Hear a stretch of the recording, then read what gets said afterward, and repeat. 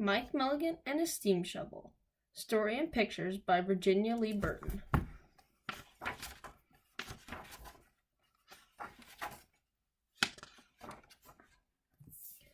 Mike Mulligan had a steam shovel, a beautiful red steam shovel. Her name was Mary Ann. Mike Mulligan was very proud of Mary Ann. He always said that she could dig as much in a day as 100 men could dig in a week, but he had never been quite sure that this was true.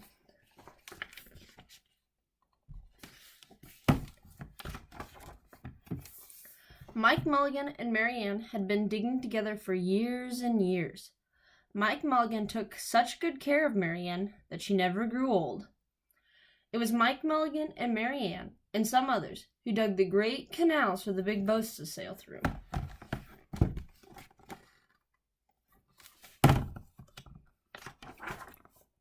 It was Mike Mulligan and Mary Ann and some others who cut through the high mountains so that the trains could go through.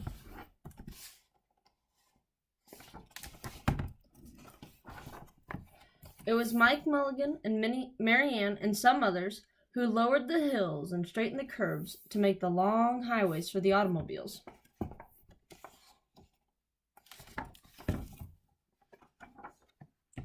It was Mike Mulligan and Mary Ann and some others who smoothed out the ground and filled in the holes to make the landing fields for the airplanes.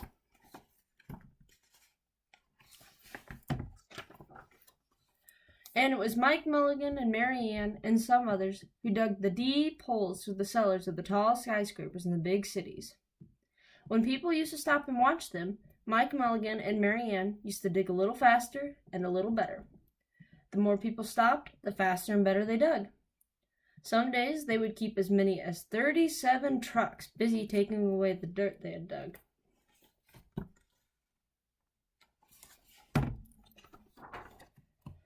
Then along came the new gasoline shovels, and the new electric shovels, and the new diesel motor shovels, and took all the jobs away from the steam shovels.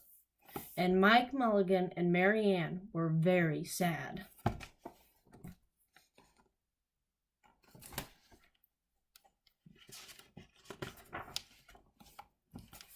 All the other steam shovels were being sold for junk, or left out in old gravel pits to rust and fall apart.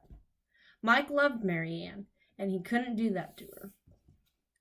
He had taken such good care of her that she could still dig as much in a day as 100 men could dig in a week. At least he thought she could. But he wasn't quite sure. Everywhere they went, the new gas shovels and the new electric shovels and the new diesel motor shovels had all the jobs.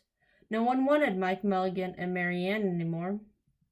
Then one day, Mike read in a newspaper that the town of Popperville was going to build a new town hall.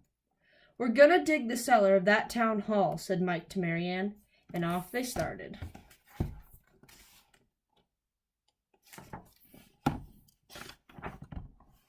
They left the canals and the railroads and the highways and the airports and the big cities where no one wanted them anymore, and went away out in the country.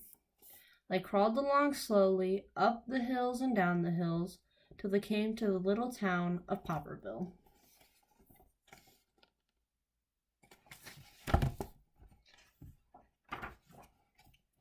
When they got there, they found that the selectmen were just deciding who should dig the cellar for the new town hall. Mike Mulligan spoke to Henry B. Swap, one of the selectmen. "I heard," he said, "that you were going to build a new town hall.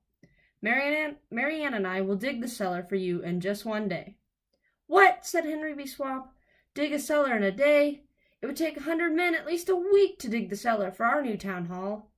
"Sure," said Mike, "but Mary Ann can dig as much in a day as 100 men could dig in a week," though he had never been quite sure that this was true.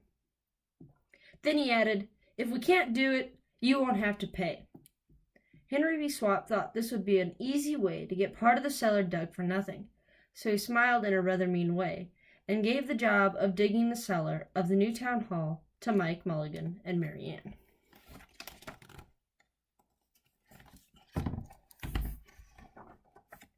They started in early the next morning, just as the sun was coming up. Soon a little boy came along. "Do you think you'll finish by sundown?" he said to Mike Mulligan. "Sure," said Mike, "if you stay and watch us." We always work faster and better when someone is watching." So the little boy stayed to watch.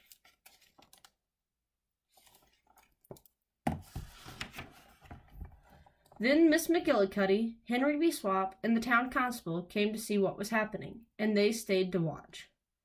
Mike Mulligan and Mary Ann dug a little faster and a little better.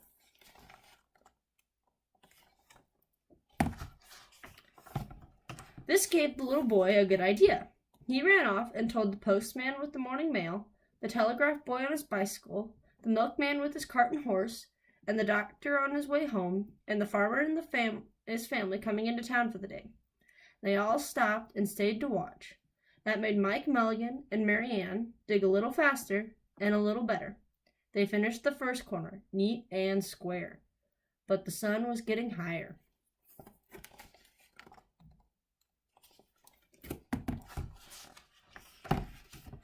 Clang, clang, clang! The fire department arrived. They had seen the smoke and thought there was a fire. Then the little boy said, "Why don't you stay and watch?" So the fire department of Popperville stayed to watch Mike Mulligan and Mary Ann. When they heard the fire engine, the children in the school across the street couldn't keep their eyes on their lessons.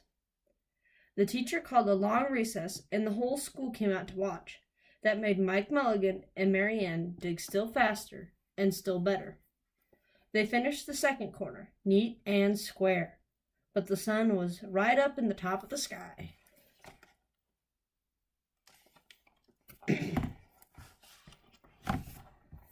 Now the girl who answers the telephone called up the next towns of Bangerville and Bopperville and Kipperville and Copperville and told them what was happening in Popperville. All the people came over to see if Mike Mulligan and his steam shovel could dig the cellar in just one day.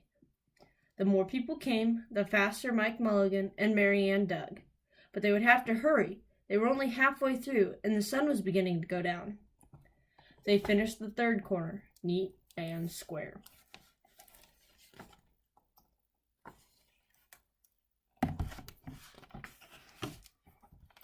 Never had Mike Mulligan and Mary Ann had so many people to watch them. Never had they dug so fast and so well. And never had the sun seemed to go down so fast. "Hurry, Mike Mulligan, hurry, hurry," shouted the little boy. "There's not much more time." Dirt was flying everywhere, and the smoke and steam were so thick that the people could hardly see anything. But listen. Bang, bang, crash, slam, louder and louder, faster and faster.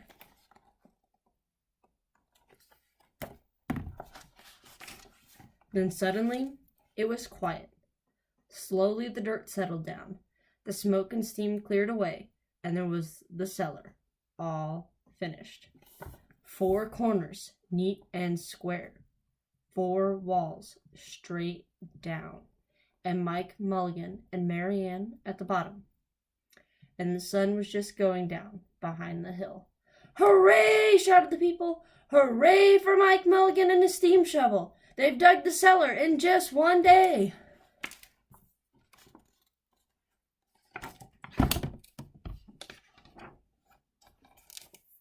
Suddenly the little boy said, "How are they going to get out?"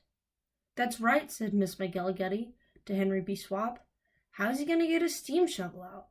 Henry B. Swap didn't answer, but he smiled in a rather mean way, and everybody said, "How are they going to get out?" "Hi, Mike Mulligan, how are you going to get your steam shovel out?" Mike Mulligan looked around at the 4 square walls and 4 square corners, and he said, "We've dug so fast and we've dug so well that we've quite forgotten to leave a way out." Nothing like this had ever happened to Mike Mulligan and Mary Ann before, and they didn't know what to do.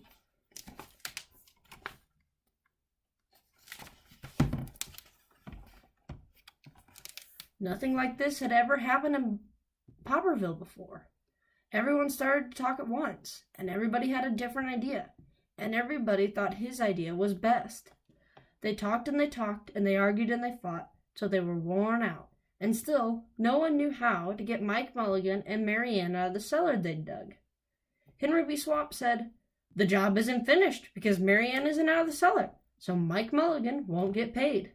And he smiled again in a rather mean way. Now the little boy who had been keeping very quiet had another good idea.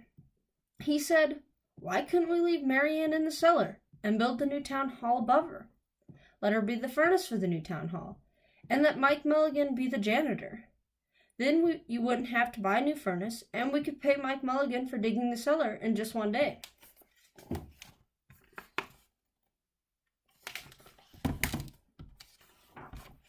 "Why not?" said Henry B. Swap, and smiled in a way that wasn't quite so mean. "Why not?" said Miss McGillicuddy. "Why not?" said the town constable. "Why not?" said all the people. So they found a ladder and climbed down into the cellar to ask Mike Mulligan and Mary Ann. "Why not?" said Mike Mulligan. So it was decided, and everybody was happy.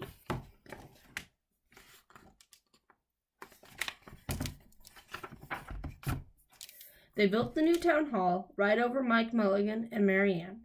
It was finished before winter. Every day the little boy goes over to see Mike Mulligan and Mary Ann, and Miss McGillicuddy takes him nice hot apple pies. As for Henry B. Swamp, he spends most of his time in the cellar of the new town hall, listening to the stories that Mike Mulligan has to tell, and smiling in a way that isn't mean at all.